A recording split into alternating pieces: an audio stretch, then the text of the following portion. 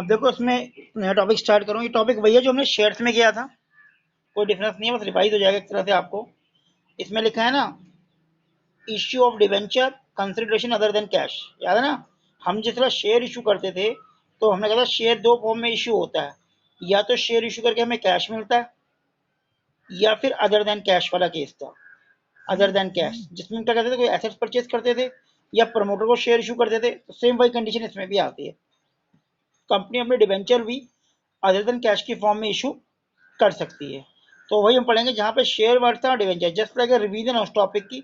नया इस टॉपिक में कुछ नहीं आने वाला, इस टॉपिक के अंदर कुछ नहीं है, शेयर वाला पोर्शन रिवाइज करेंगे। तो टॉपिक है, और मोस्ट प्रोबेबल इसके ऊपर क्वेश्चन आता है। शेयर के ऊपर अदर देन कैश का क्वेश्चन नहीं आता, डिवेंचर के ऊपर आता है। देखो क्या लिखा है, issue of debenture consideration other than cash. पहला पॉइंट देखो, issue of debenture to promoter, जो कंपनी के प्रमोटर होते हैं, मतलब जिन्होंने कंपनी को जिन्होंने बनाया होता है, उनको जो कंपनी शेयर इशू करती है। इनिशियली कंपनी डिवेंचर उनको भी इशू करती है। लिखा है the company may allot debenture to the promoter to rendering their services and incorporation of the company. मतलब कंपनी को बनाने के लिए जो कंपनी के प्रमोटर हैं, मतलब जिन्होंने मिलकर कंपनी बनाई। प्रमोटर कौन होते हैं? प्रमोटर वो पर्सन होते हैं जो मिलकर कोई कंपनी स्टार्ट करते हैं, उनको कंपनी उनकी सर्विस के लिए डिवेंचर इशू करती है। तो एंट्री क्या बनती है, incorporation expense account debit to promoter, और फिर promoter account debit to debenture. तो यहाँ पे पहले हमने शेयर वर्ड पढ़ा था, शेयर कैपिटल, अब ये परसेंटेज डिवेंचर है। परसेंटेज में आपको ऑलरेडी बता चुका हूँ क्या होता है, ये इंटरेस्ट रेट होता है आपका। अब देखो अगला कंट्री क्या, issue of debenture to underwriter. Underwriter क्या होते हैं? अंडर राइटर मैंने आपको बताया था कि जब एक नई कंपनी स्टार्ट होती है तो उसके अपने शेयर और डिवेंचर इतनी इजीली मार्केट में बिकते नहीं। तो अंडर राइटर वो एजेंट्स होते हैं जो आपसे आपके शेयर और डिवेंचर मार्केट में बेचने के लिए कमीशन चार्ज करते हैं। जैसे प्रॉपर्टी के एजेंट वगैरह होते हैं, वैसे भी एजेंट करते हैं। ये पर्टिकुलर एग्रीमेंट करते हैं भाई हम आपके इतने डिवेंचर या शेयर बेचेंगे मार्केट में, उसके बदले आप हमें इतना कमीशन देना। और वो जो कमीशन दिया जाता है उसे अंडर राइटिंग कमीशन कहते हैं। तो देखो उनको भी कंपनी कई बार कमीशन कैश की फॉर्म में ना देके डिवेंचर या शेयर इशू कर लेती है। तो लिखा है underwriter undertake the subscription of security that can not subscribed by the public, वो पब्लिक सब्सक्राइब नहीं करती for a fee, and the company allow the debenture to underwriter to payment for their fee. Entry क्या बनती है, underwriting commission account debit to underwriter, फिर underwriter account debit to debenture. तो पहले case में हमने प्रमोटर को इशू किया डिवेंचर, सेकंड केस में हमने अंडरराइटर को इशू किया। इसके बदले क्या हो रहा है, कंपनी डिवेंचर इशू कर रही है लेकिन कंपनी को कैश नहीं मिल रहा। वैसे हमने क्या पढ़ा था, क्योंकि कंपनी है, ये कंपनी पब्लिक को डिवेंचर देती है और उसके बदले उसको शेयर वो मिलते हैं, पैसा मिलता है। लेकिन यहाँ नहीं हो रहा, यहाँ प्रमोटर को डिवेंचर इशू कर रही है और अंडरराइटर को डिवेंचर इशू कर रही है। और थर्ड केस वही होता है, the issue of debenture for vendor, assets purchase करने के लिए या पूरा बिजनेस एक्वायर करने के लिए, जो हमने पढ़ा था। बिजनेस को एक्वायर करने के लिए कंपनी डिवेंचर इशू करती है। अब थर्ड केस ये बनता है, issue of debenture to vendor, जो वेंडर को हम डिवेंचर इशू करते हैं, जो कि हम ऑलरेडी शेयर वाले चैप्टर पढ़ चुके हैं। अब जैसे देखो फर्स्ट जब हम एसेट्स परचेज करते हैं तो क्या बनती है, sundry assets account debit to vendor, ठीक है ना।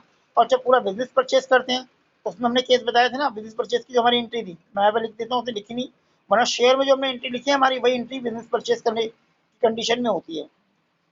कौन सी एंट्री थी, sundry assets account debit, balance में गुडविल अकाउंट डेबिट अगर आता है, to sundry liability, to vendor, और to capital reserve. Capital reserve यहाँ पे हमें पता है हमारा गुडविल कब आता है, जब परचेज कंसिडरेशन ज्यादा होता है नेट एसेट से। और नेट एसेट्स क्या होता है, एसेट्स माइनस लायबिलिटी। और कैपिटल रिजर्व कब आता है, जब नेट एसेट्स ज्यादा होती है परचेज कंसिडरेशन से। और परचेज कंसिडरेशन मैंने बताया था आपको क्या होता है, वो प्राइस जिसमें डील होती है, किस रेट पे हम बिजनेस को परचेज कर रहे हैं। वैसे भी यहाँ नीचे लिखा हुआ है, देखो परचेज कंसिडरेशन लिखा हुआ है, क्या लिखा हुआ है, purchase consideration the amount agree to pay the taking over the business from the another enterprise. मतलब जिस रेट पर हम फिक्स करते हैं भाई इस रेट पे मैं तेरा बिजनेस परचेज कर रहा हूँ। परचेज कंसिडरेशन में भी गिवन इन द क्वेश्चन है, तो क्वेश्चन में गिवन होती है, otherwise it will be take net assets, otherwise net assets के बराबर होती है। अगर परचेज कंसिडरेशन क्वेश्चन में गिवन नहीं होगी तो जो हमारी नेट एसेट्स होती है, assets minus liability, it is a purchase consideration. और अगर ऐसा केस है, अगर परचेज कंसिडरेशन गिवन नहीं है तो उस केस में ना तो गुडविल आएगी ना कैपिटल रिजर्व। क्यों नहीं आएगी, वो सिंपल सी बात है, हमारी गुडविल और कैपिटल रिजर्व कब निकलती है, गुडविल और कैपिटल रिजर्व जो निकलता है वो कब निकलता है, जब परचेज कंसिडरेशन को हम नेट एसेट से कंपेयर करते हैं। अगर क्वेश्चन में परचेज कंसिडरेशन गिवन ही नहीं है और नेट एसेट की परचेज कंसिडरेशन है तो दोनों बराबर हो गए। जब दोनों बराबर हो गए तो ना तो गुडविल आएगी ना कैपिटल रिजर्व आएगा। तो कई बार कंफ्यूज करने के लिए एक आध बार बोर्ड में क्वेश्चन आ चुका है, आपको एसेट दे दी, लायबिलिटी दे दी, अब बच्चे परचेज कंसिडर ढूंढते रहे, भाई नहीं है तो एसेट में लायबिलिटी को माइनस करो, जितना अमाउंट बनता है वही परचेज कंसिडरेशन है।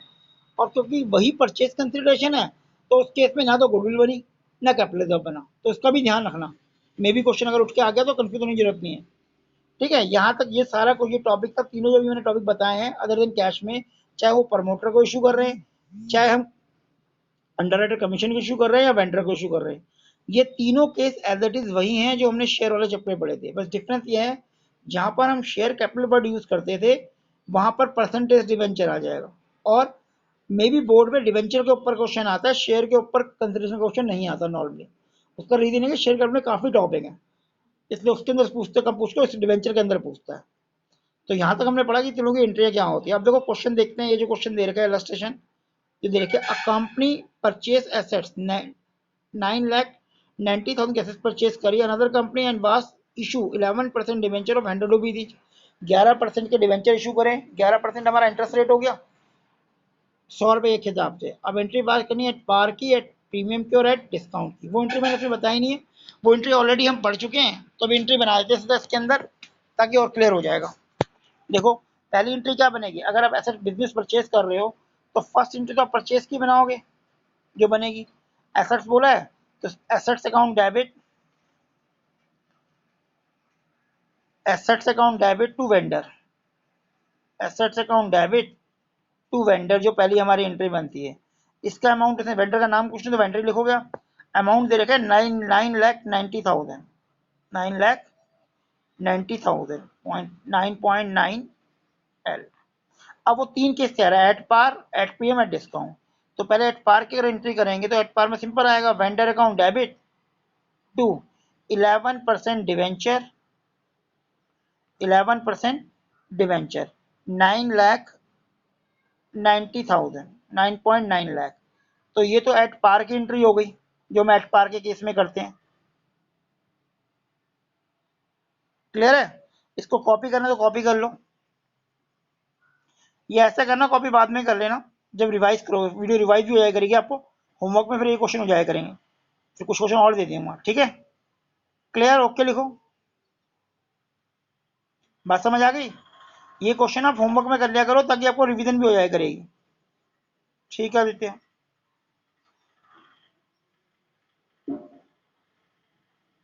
ठीक है कार्तिक, फरदीन तुम तीन ही हो अभी। ठीक है, अब आगे देखो अगली एंट्री क्या बनेगी इसके बाद, ये तो रिस्की हो गई। अब नेक्स्ट एंट्री देखो, जब वो इशू करता है प्रीमियम पे 10% प्रीमियम पे, तो अगर वो 10% प्रीमियम पर इशू करता है तो उस केस में मैंने क्या बताया था, उस केस में हम कैसे करते हैं, हमारी एंट्री क्या होती है, प्रीमियम वाली एंट्री, प्रीमियम वाली एंट्री होती है वेंडर अकाउंट डेबिट टू